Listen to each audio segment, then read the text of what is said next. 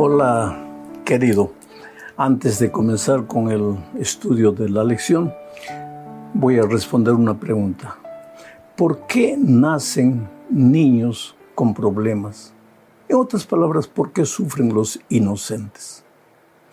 En cierta ocasión, Jesús y sus discípulos estaban caminando y vieron a un hombre ciego de nacimiento, un sufridor, una persona inocente que no habían hecho nada para nacer ciego. Pero los discípulos le preguntaron a Jesús, ¿quién pecó, este o sus padres, para que naciese ciego? La respuesta del Señor Jesucristo es interesante. Él dijo, ni este pecó ni sus padres, sino que para que las obras de Dios sean reveladas, este nació así. Eso parece injusto. Quiere decir que Dios permite que nazcan personas con problemas solo para que las obras de Dios se revelen. ¿Qué tipo de Dios egoísta sería ese? Aquí necesitamos entender que en el griego ese ¿para qué? Ni este pecó ni sus padres, pero ¿para qué? Esa interjección ¿para qué? En griego es iná, que quiere decir ya que, o para qué. Ahora vamos a leer el texto de la manera, ni este pecó ni sus padres, pero ya que ha nacido así, las obras de Dios se van a revelar. Oh querido, desde que el pecado entró al mundo, el dolor es una ley. Sufren los grandes, los pequeños, los culpables, los inocentes, los hombres, las mujeres, los niños, los ancianos. El dolor es inevitable, pero ya que el dolor es inevitable, mientras Cristo no vuelva, porque cuando Cristo vuelva acabará el dolor, ya que mientras estamos en este mundo, ya que el dolor es inevitable, las obras de Dios serán manifestadas. Esto es maravilloso. Dios no es culpable del sufrimiento. El pecado entró por causa nuestra. Hoy peregrinamos en este mundo de dolor, pero nos resta la esperanza de que Jesús viene para colocarle un punto final al dolor en este mundo. Ahora sí vamos a la lección número 13 para el 29 de junio del año 2024. Esta es la última lección. La próxima semana entramos al estudio del Evangelio de San Marcos, un nuevo trimestre. Pero la última lección de este trimestre tiene como título El triunfo del amor. Y el propósito de este estudio es mostrar que finalmente, después de una larga lucha, de un largo conflicto, finalmente el amor de Dios vencerá. Finalmente el dolor tendrá fin. Finalmente entraremos al reino de los cielos con el Señor Jesucristo. Hablemos del primer subtítulo, Esperanza en tiempos difíciles. Mira, aquí vamos a hablar del fin del tiempo de gracia y de la angustia de Jacob. Te digo una cosa, Dios es amor. Si dependiese de Dios, todos los seres humanos se salvarían. Pero no depende solo de Dios. Dios ha hecho todo lo que era necesario hacer para salvar al ser humano. Pero como Dios creó al hombre libre, no lo puede forzar, no le puede obligar a aceptar la salvación. Y por más que el plan de redención se haya cumplido, todo se haya realizado para nuestra salvación, si nosotros no queremos, pues la salvación no tiene ningún valor para nosotros. Esta idea va contra el universalismo, porque hay gente que cree que Dios es amor, Dios es misericordia y por tanto todos se salvarán. No. Dios es misericordia, Dios es amor, pero solo se salvarán los que acepten la salvación en Cristo. Hoy día Dios llama, llama, llama. Toca la puerta del corazón. Insiste una y otra vez. Pero va a llegar un momento en que Jesús necesita volver y el tiempo de gracia llegará a su fin. Y eso es lo que dice Apocalipsis 22, 7, 11 y 12. Leo. He aquí vengo pronto, dice Jesús. Bienaventurado el que guarda las palabras de la profecía de este libro, que contiene la verdad, ¿no es cierto? El que es injusto, sea injusto todavía. Y el que es inmundo, sea inmundo todavía. Y el que es justo, practique la justicia todavía. Y el que es santo, santifíquese todavía. He aquí yo vengo pronto, y mi galardón conmigo, para recompensar a cada uno según sea su obra. Interesante este texto. El tiempo de gracia tiene fin. Va a llegar un momento antes de la venida de Cristo en que las puertas de la gracia se cerrarán. Pastor, ¿cuándo va a suceder eso? No, ni tú, ni yo, ni nadie puede saber, solo Dios. Pero se va a cerrar. Hasta ese momento, el que podía ser salvo, sería salvo. El que aceptaba, sería salvo. Por más pecador que hubiera sido en la vida, si se arrepentía, si confesaba, si aceptaba la gracia de Cristo, estaba salvo. Pero cuando el tiempo de gracia se cierre, ahí el que es justo seguirá siendo justo. Y el que estaba perdido, pues estará perdido. Ya no hay más posibilidad de salvación. Pero no necesitas asustarte, porque Daniel capítulo 12, 1 y 2 dice lo siguiente. En aquel tiempo se levantará Miguel, el gran príncipe que está de parte de los hijos de tu pueblo. No voy a explicar por qué Miguel es el gran príncipe, pero si aquí el texto dice que el gran príncipe que está de parte de los hijos de tu pueblo, se refiere al príncipe, al hijo del rey de los reyes, al Señor Jesucristo. En aquel tiempo se levantará Miguel, el gran príncipe que está de parte de los hijos de tu pueblo, y será tiempo de angustia, cual nunca fue desde que hubo gente hasta entonces. Pero en aquel tiempo será libertado tu pueblo, todos los que se hallen escritos en el libro, y muchos de los que duermen en el polvo de la tierra serán despertados, unos para vida eterna y otros para vergüenza y confusión perpetua. El tiempo de gracia se acabará y ahí comenzará el periodo de la gran angustia. La Biblia le llama la angustia de Jacob. ¿De qué se trata ese tiempo de angustia? La angustia de Jacob. ¿Te acuerdas aquella noche que Jacob estaba regresando para ver a su hermano Esaú? Y cerca del río Jaboc, a las orillas, él se arrodilló y oró y oró y lloró toda la noche. Estaba viviendo su noche de angustia. ¿Por qué? Porque al día siguiente se encontraría con su hermano, a quien había engañado, a quien había traicionado. Y la angustia de Jacob era la siguiente: mañana me voy a encontrar con mi hermano. ¿Será que él me perdonó y me aceptará? ¿O será que él no me perdonó y me destruirá? Esa angustia fue tan intensa, tan grande en la vida de Jacob. Y ahora la palabra de Dios toma esa angustia de Jacob como la angustia de los hijos de Dios en los últimos tiempos. Cuando la puerta de la gracia se haya terminado, ya no hay más oportunidad de arrepentimiento. Entonces vendrá a nuestra mente la angustia. Sabemos que el tiempo de gracia terminó. No sabemos cuándo, pero sabemos que el tiempo de gracia terminó. Y la angustia es: ¿cuándo se cerró el tiempo de gracia? ¿Cuando yo estaba fuera o cuando yo estaba dentro? ¿Cuando yo estaba andando en los caminos de Dios o cuando yo estaba andando en los caminos de pecado?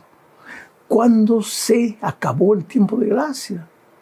Mañana me encontraré con mi hermano mayor, el Señor Jesucristo. ¿Será que Él me perdonó y me aceptará? ¿O será que Él no me perdonó y me destruirá? Esa será la angustia terrible del pueblo de Dios. Pero querido, tú no tienes nada que temer. Hoy entrégale la vida al Señor Jesucristo. Hoy acepta al Señor Jesucristo. Si tienes que ser bautizado hoy, bautízate en el nombre del Padre, del Hijo y del Espíritu Santo. Hoy es el día de buena nueva. Hoy es el día de salvación. Vamos a la segunda parte del estudio bajo el subtítulo de Esperanza en el pronto regreso de Jesús. Mira, querido, el hecho de que hoy todo parezca tranquilo, relativamente, ¿no? Porque oímos guerras y rumores de guerras allá lejos en el Medio Oriente, aquí cerca en Venezuela, en fin. Pero el hecho de que aparentemente todo está tranquilo no quiere decir que Jesús se olvidó de nosotros y que Jesús no volverá. El hecho de que la violencia, la miseria, la traición proliferan no quiere decir que Jesús no volverá. El hecho de que muchos vivan como si Dios no existiera, dando rienda suelta a sus instintos, a sus impulsos carnales, no quiere decir que Jesús no volverá. Uno de cada 25 versículos del Nuevo Testamento habla de la venida de Jesús. La venida de Jesús no es una teoría, no es una vana esperanza, es una realidad. Cristo va a venir cuando en la agenda divina llegue el día y la hora de la venida de Cristo. Él vendrá para ponerle un punto final a la historia del pecado. Por eso Juan 14, 1 al 3 contiene las palabras del propio Señor Jesucristo que dijo: no se turbe vuestro corazón. ¿Creéis en Dios? Creed también en mí. En la casa de mi Padre muchas moradas hay. Si así no fuera, yo os lo hubiera dicho. Voy pues a preparar lugar para vosotros. Y si me fuere y os prepararé el lugar, vendré otra vez y os tomaré a mí mismo, para que donde yo estoy, vosotros también estéis.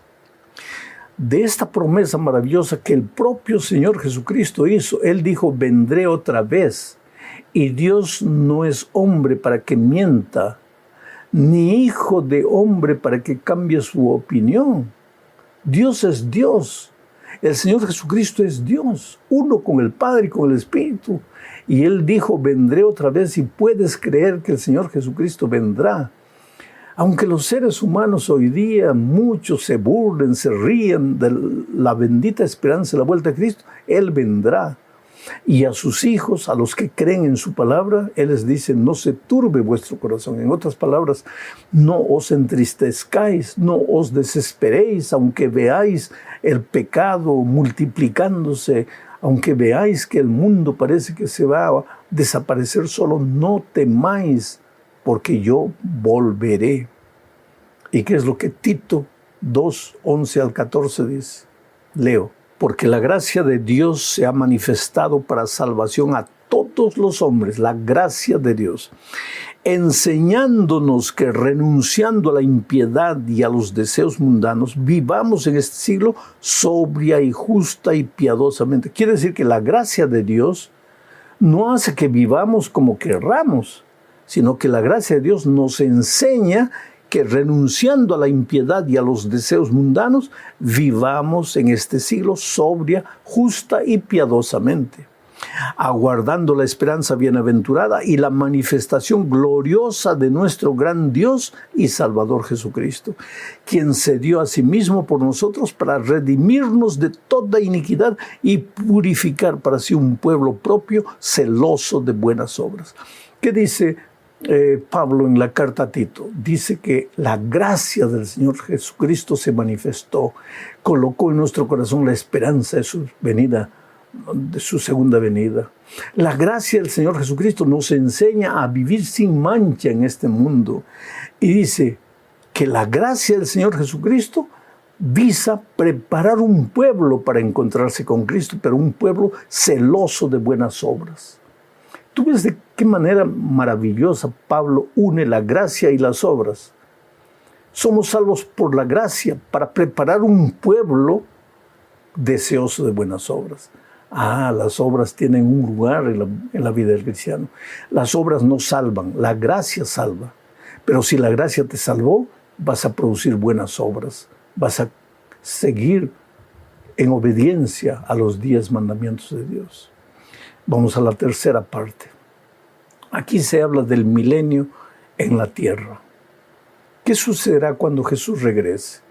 Veamos lo que dice Apocalipsis 20, 1 al 3. Vi a un ángel que descendía del cielo con la llave del abismo y una gran cadena en la mano, y prendió al dragón, la serpiente antigua, que es el diablo y Satanás, y lo ató por 1000 años y lo arrojó al abismo y lo encerró y puso su sello sobre él para que no engañase más a las naciones hasta que fuesen cumplidos 1000 años. Después de esto debe ser desatado por un poco de tiempo.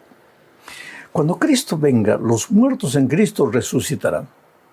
Luego los vivos se unirán a los resucitados e iremos con el Señor Jesucristo por 1000 años.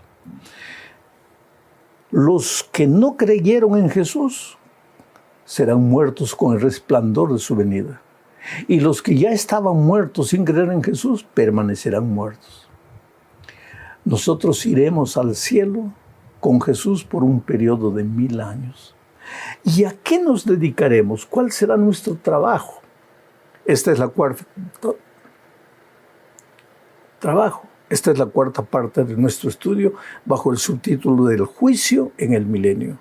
Mira lo que dice Apocalipsis 20, 4 y 6. Y vi tronos, y se sentaron sobre ellos los que recibieron facultad de juzgar. Y vi las almas de los decapitados por causa del testimonio de Jesús y por la palabra de Dios, los que no habían adorado a la bestia ni a su imagen, y que no recibieron la marca en sus frentes ni en sus manos, y vivieron y reinaron con Cristo 1000 años. Bienaventurado y santo el que tiene parte en la primera resurrección. La segunda muerte no tiene potestad sobre ellos, sino que serán sacerdotes de Dios y de Cristo, y reinarán con Él 1000 años. ¿Qué es lo que entendemos aquí? Voy a hacer un resumen nuevamente. Cuando Cristo venga, los muertos en Cristo resucitarán. Los vivos que fueron fieles al Señor Jesucristo y a su palabra se unirán con los resucitados e irán durante 1000 años al cielo. Los muertos que no creyeron en Cristo permanecerán muertos. Y los vivos que no creyeron en Cristo morirán con el resplendor de su venida. El diablo prácticamente estará preso por las circunstancias. No tendrá a quién engañar, no tendrá a quién seducir. Estará preso no con cadenas, sino preso por las circunstancias. La tierra desolada, vacía. ¿Y qué harán los redimidos en el cielo? El texto bíblico que acabo de leer dice que se abrirán los libros y ellos revisarán. ¿Por qué? Porque algunas personas que tú piensas que se salvarán no estarán allá. Y algunas que tú pensabas que se perderían estarán allá. Y entonces, para aclarar cualquier duda, tú tendrás la oportunidad de revisar los libros. A eso se llama el juicio del milenio. No es un juicio que determina nada, es un juicio que comprueba por qué las cosas fueron como fueron. 1000 años. Al terminar los 1000 años, pues Dios decide traer la santa ciudad a la tierra, porque nuestro verdadero hogar será en esta tierra. En el cielo estaremos solamente 1000 años. Volveremos, pero ahí, en esta tierra, los muertos de todas las edades resucitarán. A eso se llama la segunda muerte. Y el diablo quedará contento, porque al ver a todo el mundo resucitado va a decir, nuevamente, ahora sí. Y cuando Jesús está volviendo con la santa ciudad y los redimidos, el diablo va a hacer guerra. Y ahí sí va a llover fuego y azufre y el punto final del pecado. Ya no se levantará nunca más. Estamos entre dos eternidades. Mira lo que dice la quinta parte. Cuando Jesús regrese, solo habrá dos grupos. Leo lo que dice segunda a los Corintios 5:10. Porque es necesario que todos nosotros comparezcamos ante el tribunal de Cristo, para que cada uno reciba lo que haya hecho mientras estaba en el cuerpo, sea bueno o sea malo. solo dos grupos. Aquellos que confiaron en Cristo, aceptaron la gracia de Cristo, y aunque en algún momento de su vida, cuando no conocían a Jesús, vivieron en la miseria, el pecado, pero se arrepintieron y aceptaron a Jesús, estarán en el grupo los redimidos para recibir el galardón que Jesús viene a traerles. El otro grupo es aquellos que no obedecieron a Jesús y que muchas veces, pensando obedecer a Jesús, solo obedecieron tradiciones humanas. Aquellos que cerraron sus ojos a la verdad de la palabra de Dios, cerraron sus oídos al evangelio puro y eterno de la palabra de Dios. Solo dos grupos, ovejas y cabritos. Las vírgenes prudentes, las vírgenes insensatas. Cristo viene para llevar a su pueblo. ¿Eres tú parte de su pueblo? Abre tu corazón a Jesús. Entrégale tu vida. Oh querido, no se trata de esta es mi iglesia, la tuya es esta, yo defiendo mi iglesia, tú defiendes. No se trata de eso. Se trata de abrir los ojos a la palabra de Dios y seguir lo que la palabra de Dios dice y hacer caso a la voz del Espíritu Santo que te habla. Que Dios te bendiga ricamente. Si no nos vemos nunca en esta tierra, yo quisiera verte un día en el reino de los cielos. Un gran abrazo. Felicidades.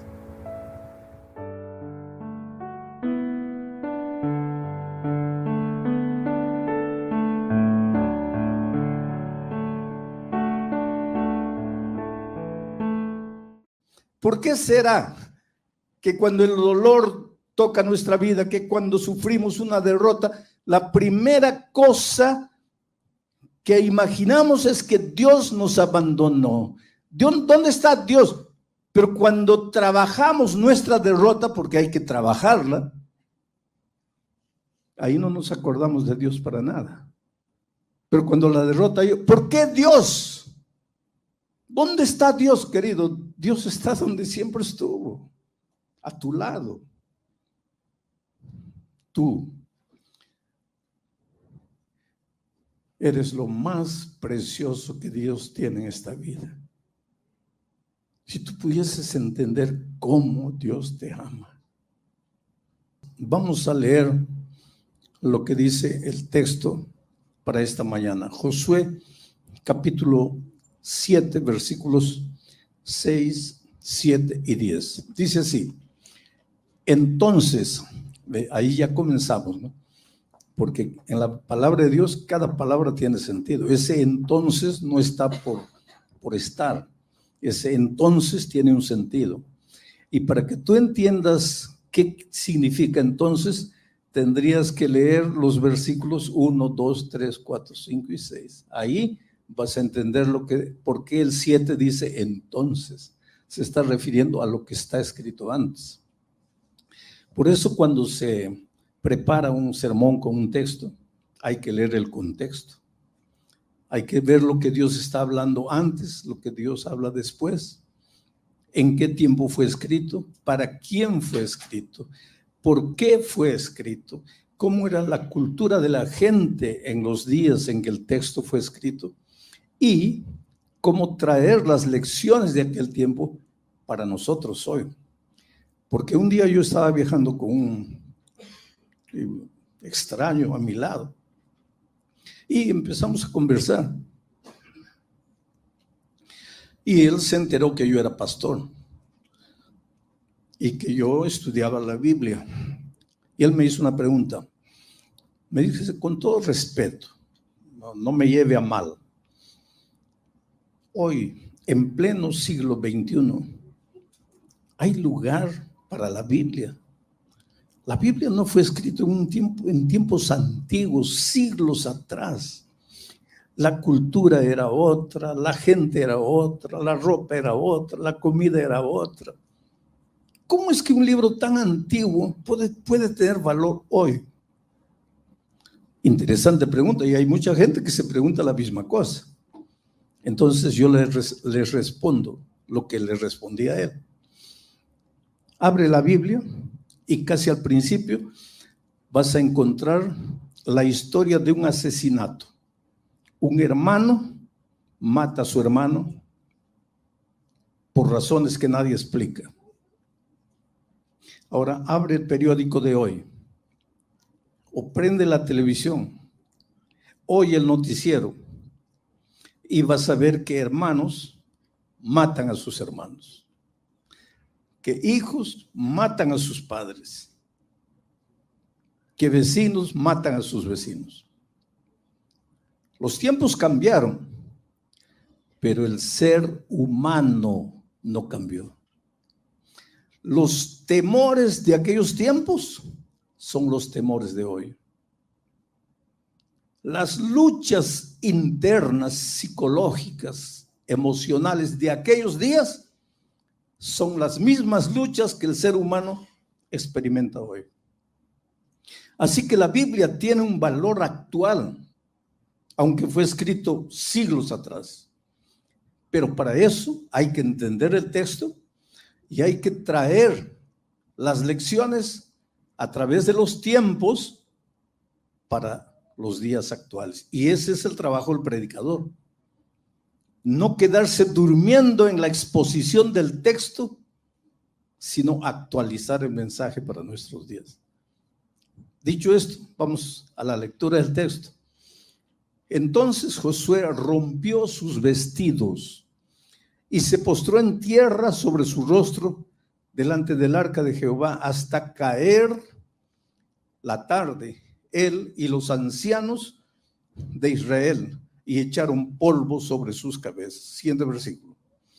Y Josué dijo: Señor Jehová, ¿por qué hiciste pasar a este pueblo el Jordán para entregarnos en las manos de los amorreos, para que nos destruyan? Ojalá nos hubiéramos quedado al otro lado del Jordán. Siguiente versículo. Y Jehová dijo a Josué: levántate, ¿por qué te postras así sobre tu rostro? Ese es el texto. Voy a pedir que saquen de la pantalla ahora el texto, porque voy a contarles un poco el contexto. ¿En qué circunstancias fueron pronunciadas estas palabras? Resulta que el pueblo de Israel, que había salido de la esclavitud de Egipto, había llegado al límite de la tierra prometida. Y la primera ciudad que conquistaron era una ciudad poderosísima. Era una ciudad fortificada. Sin embargo, milagrosamente el pueblo de Dios derrotó al ejército de los cananeos. Jericó cayó bajo el poder y las manos del pueblo de Israel. Dios había prometido, cuando liberó a Israel de Egipto, que les daría la tierra prometida. Primera lección: los hijos de Dios no nacimos para la derrota, para el fracaso, para la incompetencia, para la mediocridad, para el pesimismo. Los hijos de Dios nacimos, vinimos a este mundo para vivir vidas plenas de victoria, vidas realizadas, vidas plenas, felices. El problema es que por algún motivo este mundo está contaminado y uno de los virus, de las bacterias que aniquila la vida de mucha gente es justamente la derrota. Creo que todos nosotros, de alguna manera o de otra, ya hemos sufrido alguna derrota en la vida financiera, en la vida profesional, en la vida familiar, en la vida personal, en nuestras relaciones humanas. Alguna vez hemos sido derrotados. Israel, después de aquella tremenda victoria sobre Jericó, una ciudad que humanamente, desde el punto de vista de cualquier ser humano, sería imposible ser derrotada, fue derrotada. No por la fuerza de Israel, sino por el poder de Dios. Porque si ustedes leen la historia, Israel no vio un dedo para conquistar Jericó. Solo cantaron, solo alabaron el nombre de Dios, solo tocaron trompetas y los muros cayeron y la gente fue derrotada. Eso es lo que Dios quiere de ti, que tú salgas en la vida con espíritu de alabanza, de adoración, de júbilo, de alegría, que tú creas en las promesas divinas, no que te quedes en la casa sentado esperando que un empleo caiga del cielo, no que te quedes en la cama lamentándote lo que pasó. Dios quiere que salgas con espíritu de alabanza. Tú vas a ver que al final de cuentas no vas a mover un dedo, porque el mismo Dios que te llamó para la victoria te va a entregar la victoria. Pero si tú sales, no.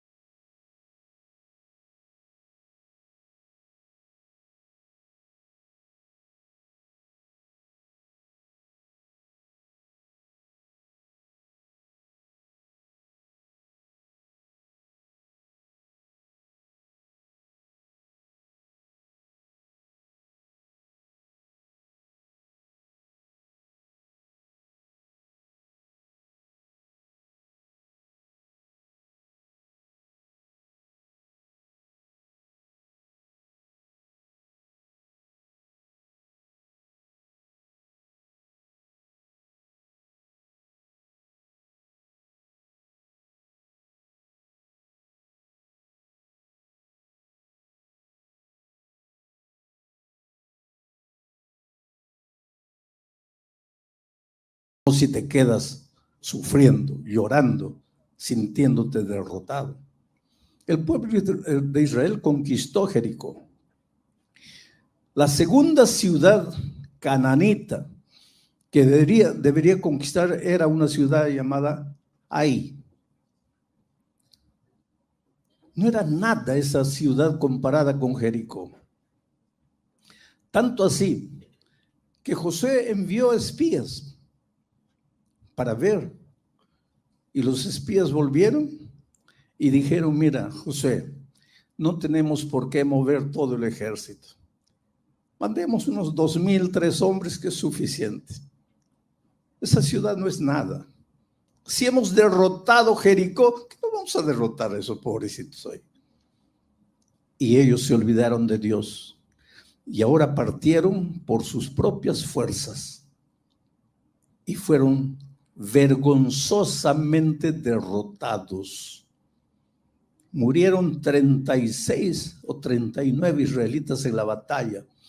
Llegaron a la ciudad heridos, cojeando, sangrando. Tremenda derrota. Después de una gigantesca victoria, una derrota miserable delante de un pueblo que aparentemente no podía hacer nada comparado con Jericó. Ahora estaba triste Josué y estaban tristes los israelitas. Y es en esas circunstancias que se escribe el texto, para que ustedes entiendan.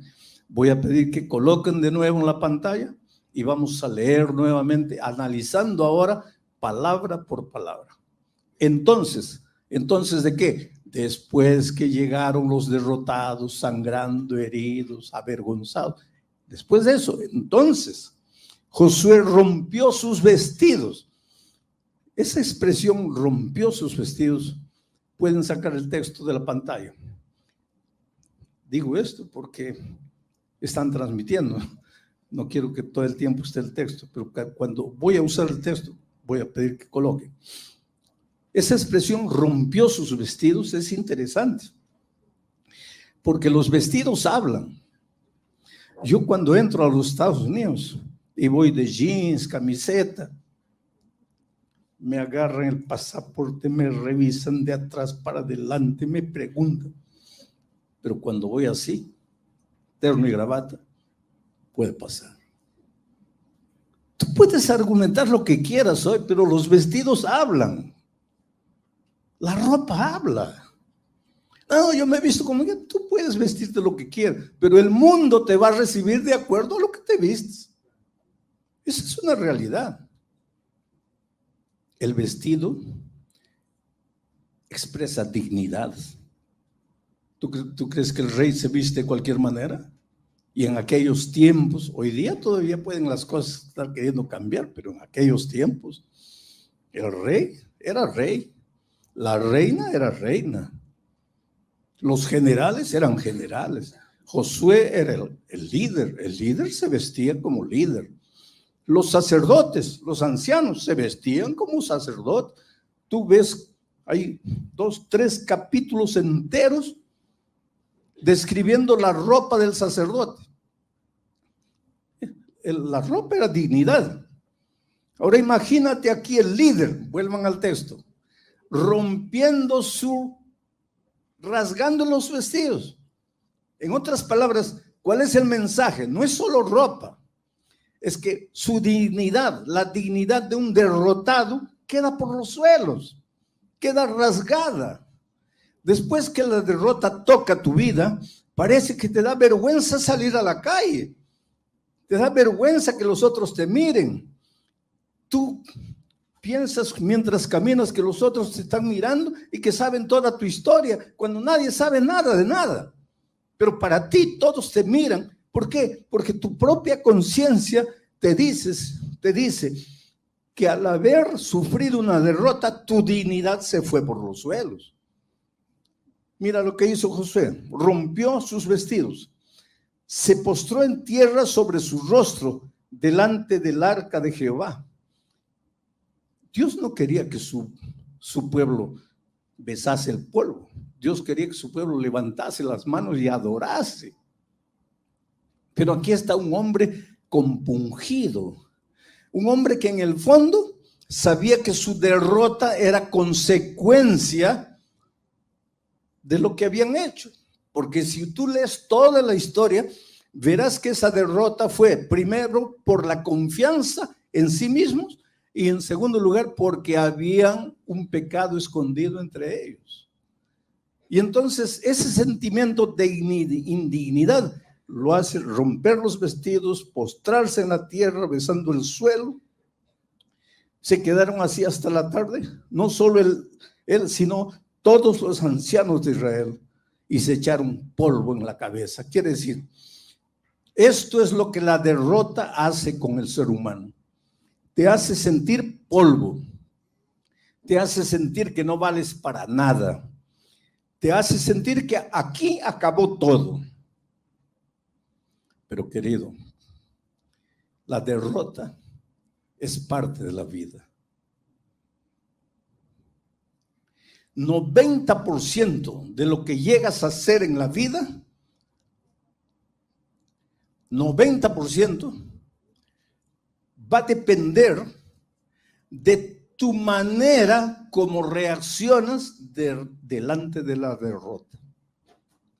10% puede ser por lo que sucedió en tu vida, pero 90% va a depender de cómo reaccionas a lo que sucedió en tu vida. O la derrota te acaba, o la derrota te destruye, o te aniquila, o te hace creer que no sirves para nada, o la derrota te estimula. Es como un aguijón que te hace saltar, te abre los ojos, y eso va a depender de tu relación con Dios.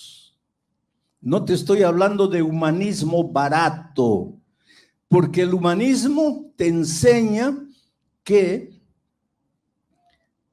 la fuerza está dentro de ti. El humanismo te enseña que tienes que sacar la energía interior. El humanismo te enseña que tienes que cerrar los ojos y concentrarte para sacar. Hay una fuerza invisible dentro de ti. Eso es lo que enseña el humanismo. Pero el cristianismo te enseña a dejar de mirarte a ti mismo y a mirar al Señor Jesucristo.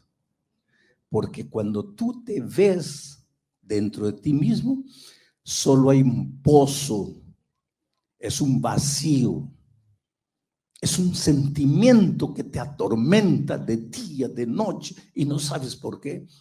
Yo siempre cuento la experiencia de un hombre millonario en el Brasil, que un día la secretaria le dio un libro mío. Yo agradezco a las editoras del mundo. Aquí la Safeliz es una de las que edita mis libros y creo que es la editorial que esparce mis libros en varios idiomas. Los otros editan en la lengua del país, ¿no? Pero un libro mío llegó a las manos. En Navidad la secretaria le dio de regalo a su jefe un libro mío. Y él lo dejó ahí, ¿no? Pero un día que se sentía mal, se sentía vacío, comenzó a hojear el libro. Entonces llamó a la secretaria y le dijo, mira, márcame una cita con este hombre. Pobre secretaria, ¿dónde me iba a encontrar? El Brasil es un país de 200 millones de habitantes o más. ¿Dónde me iba a encontrar? Pero jefe es jefe. Y si el jefe es un millonario, pues la muchacha tuvo que ir para aquí, preguntar aquí, hasta que me localizaron. Y yo no tenía tiempo para ir a San Pablo para encontrarme con esta persona. Pero iba a viajar un día, iba a parar en San Pablo. Le dije, lo que puedo hacer es parar ese día, un día ahí, para hablar con este hombre. Y yo sabía quién era. Uno de los hombres más poderosos del Brasil. Cuando hay un movimiento financiero en el país, los periodistas corren a pedirle su opinión. Es un hombre extraordinario. Da trabajo a miles y miles de personas. Y me sentí emocionado cuando me senté frente a él. Y él me dijo, usted se debe estar preguntando por qué lo llamé. Me dijo, mire, yo soy un hombre rico, usted sabe. Claro, yo sé. Yo puedo comprar lo que quiera. No hay nada en el mundo que yo pueda comprar, que yo no pueda comprar. No importa cuánto cueste. Yo puedo viajar a cualquier país del mundo, no necesito comprar un pasaje. Yo tomo mi propio avión, mi propio piloto para que me lleve a donde yo quiera. Y me comenzó a hablar de las riquezas. Y yo pensaba dentro de mi corazón, pero ¿qué quiere este hombre? ¿A dónde quiere ir? Y él me dijo, mire, usted sabe que hombres millonarios generalmente explotan a sus trabajadores. Yo no. Puede preguntar a cualquier trabajador mío, ellos me consideran un padre. Usted sabe que hombres de mucho dinero pueden tener la cantidad de mujeres que quieran. Y yo no. Yo soy fiel a mi esposa. Usted puede preguntarle a mi esposa. Usted sabe que hijos de gente de mucho dinero generalmente malgastan el dinero de los padres. Mis hijos no. Ellos van a continuar haciendo crecer el imperio financiero que yo construí. Yo vengo de la nada. Yo nací pobre. Y todo esto lo hice con trabajo. Yo no necesito a Dios. Entonces eso despertó más mi curiosidad. Pero entonces, ¿qué quiere este hombre? ¿Para qué me llamó?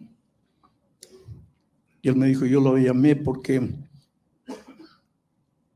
cuando llega la noche y me acuesto, siento como un dolor aquí dentro, como un vacío que me incomoda, que no me deja dormir. Yo no le he hecho mal a nadie. Yo no le debo nada a nadie. Yo doy mucho dinero para obras de caridad. Yo hago el bien. Pero ¿por qué siento este vacío? Y leí su libro. Y por eso lo llamé. Quiero que me diga qué me falta. Solo le pido dos cosas. No me pida que me vuelva miembro de su iglesia. Y dos, no me hable de Jesús. Le dije, pero usted sabe que yo soy un pastor. Sí. Y los pastores solo saben hablar de Dios, de Biblia, de religión. No pueden hablar de otra cosa. Le dije, yo puedo hablarle de lo que usted quiera. Si usted quiere, yo le hablo del fútbol. Que el Real Madrid va a ser campeón de la Champions. Estoy bromeando. Yo le puedo hablar de fútbol. Yo le puedo hablar de la cotación del dólar. Yo le puedo hablar de la tendencia de la bolsa de valores. Le puedo hablar de política, de historia, de lo que usted quiera. Pero usted me hizo una pregunta específica. ¿Qué me falta? Y dólar no le falta. Acciones en la bolsa de valores no le falta. Fútbol no le falta. Política no le falta. Pero usted no quiere que hable de Jesús. Y lo que le está faltando es Jesús. ¿Pero por qué?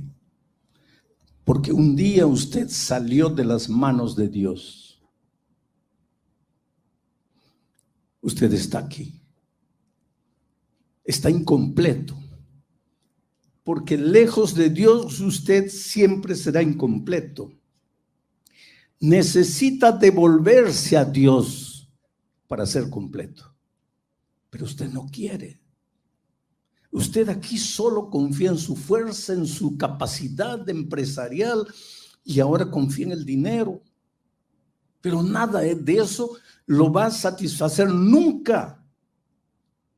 Usted necesita devolverse a Dios. Él me miró una y otra vez. Me dijo, gracias por haber venido. Déjenme pensarlo. Y así terminó nuestro encuentro. Y en la persona de ese hombre, yo vi la realidad de tanta gente en el mundo. He hablado con políticos, con estrellas de televisión, con gente famosa, que con lágrimas dicen, pastor, mi vida está destruida, me siento mal, necesito algo, pero no sé qué. Oh, querido, necesitas a Jesús. El ser humano es un ser humano triple. Tiene 3 lados. Un lado físico, un lado mental, emocional y un lado espiritual. Pero hay gente que piensa que tiene solo 2 lados, un lado físico y un lado mental, emocional, pero que no tiene el lado espiritual. Sin embargo, el lado espiritual es la base para que el triángulo se mantenga en pie. Saca el lado espiritual y el triángulo se viene abajo. Es el lado espiritual que sostiene al triángulo. Alguien me dijo una vez, pero yo no tengo un lado espiritual. Le digo, ¿usted cree que no tiene? No, yo no tengo ningún Dios. Usted cree que no tiene. Su Dios es su propia idea. Es su propia filosofía de vida. Pero usted tiene un Dios. Todos tenemos un lado físico. Eso quiere decir que tenemos hambre y que tenemos sed y que tenemos sueño. Cuando llegue la hora de comer, tú puedes decir, no, pero yo no tengo un lado físico, yo no creo en el hambre, yo no creo en el hambre. Tú puedes gritar lo que quieras, escribir 5,000 libros hablando de que no existe el hambre, pero cuando llegue la hora de comer, vas a tener que comer. Porque tener un lado físico no depende de ti, eres así. Tener un lado mental, emocional no depende de ti, eres así. Y tener un lado espiritual no depende de ti. Porque saliste de las manos de Dios y nunca serás completo si no te devuelves a Dios. Cuando una persona que no tiene a Dios sufre una derrota, se acabó todo. Se desespera y hasta se suicida. Porque no quiere enfrentar al mundo, porque no quiere enfrentar la vergüenza, la opinión de los otros. Vamos a seguir analizando el texto bíblico. Siguiente texto. Mira lo que Josué le dijo a Dios. Ah, Señor Jehová, ¿por qué hiciste pasar a este pueblo el Jordán? Para entregarnos en las manos de los amorreos, para que nos destruyan. Esa palabra destruyan es clave, porque la derrota te puede destruir, te puede anular, te puede condenar el resto de tu vida a vivir una vida de miseria, de conmiseración, arrastrándote como un gusano por la tierra, comiendo el polvo. Esto es lo que estaba sucediendo con Josué. En primer lugar, él buscó un culpable. ¿Quién es el culpable de la derrota? Y ¿sabes a quién le echó la culpa? A Dios. Mira la respuesta. ¿Para qué nos trajiste? Allá en Egipto éramos esclavos, pero estábamos tranquilos. Ahora, tú nos trajiste, ¿para qué? Para hacernos morir aquí en esta tierra. El culpable es Dios. ¿Por qué será que cuando el dolor toca nuestra vida, que cuando sufrimos una derrota, la primera cosa que imaginamos es que Dios nos abandonó? ¿Dónde está Dios? Pero cuando trabajamos nuestra derrota, porque hay que trabajarla, ahí no nos acordamos de Dios para nada. Pero cuando la derrota, ¿por qué Dios? ¿Dónde está Dios, querido? Dios está donde siempre estuvo, a tu lado. Tú eres lo más precioso que Dios tiene en esta vida. Si tú pudieses entender cómo Dios te ama. Es que vivimos en un mundo en que se banalizó la palabra amor. ¿Cómo un hombre puede mirar a la esposa después de 20 años y decir, ya no te amo? mi amor se acabó. ¿Cómo se acabó? El amor no se acaba. Lo que pasa es que nunca amaste. Lo que tú llamabas amor no era amor, era pasión, era atracción, lo que tú quieras, pero no te atrevas a darle el nombre de amor a un sentimiento humano y pasajero, inclusive porque el amor no es sentimiento, el amor es un principio. Los sentimientos pasan, el principio es eterno. Eso es lo que dice 1 Corintios 13. El amor es eterno. El amor no acaba nunca. Entonces, como vivimos en un mundo donde se banalizó la palabra amor, cuando yo digo, Dios te ama, tú eres lo más precioso que Dios tiene en esta vida, inconscientemente tú piensas, no, esa es frase bonita de predicador. No, querido. En las alturas de mi país, allá en la sierra peruana, un ebrio con una botella de alcohol en la mano, tambaleando, se acercó a mí y me dijo, ¿cómo Dios me puede amar? Yo no valgo para nada. Yo soy un pobre borracho, ebrio. Yo golpeo a mi esposa, a mis hijos. Yo gasto mi dinero en alcohol. ¿Cómo Dios puede amarte? Tú nunca vas a entender cómo Dios puede amarte. Yo no entiendo cómo Dios puede amarme. Pero Dios te ama. Para Él eres la cosa más preciosa que hay en esta vida. Y Él te conoce como tú no te conoces a ti mismo.